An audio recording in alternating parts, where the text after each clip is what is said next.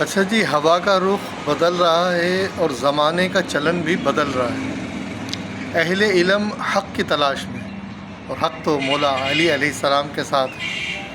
تو آج آپ عاشقوں کا ہجوم، ان قافلوں کا رخ تمام کا تمام آپ دیکھیں گے کہ اہل بیت اطہار علیہم السلام کی جانب رواں رواں ہیں۔ لوگ اپنی سوچ پر ناداں ہیں، اپنی سوچ کے محور کو بدل رہے ہیں۔ اختلاف رائے اپنی جگہ، لیکن مولا علی علیہ السلام کا جو مقام احادیث طیبہ میں ہے، وہ مقام اتنا بلند ہے کہ کسی کو وہ مقام نہیں دیا جا سکتا۔ اگر علم کی معراج کی بات کریں تو نبی کریم علیہ الصلوۃ والسلام نے مولا علی علیہ السلام کو علم کا دروازہ بتایا۔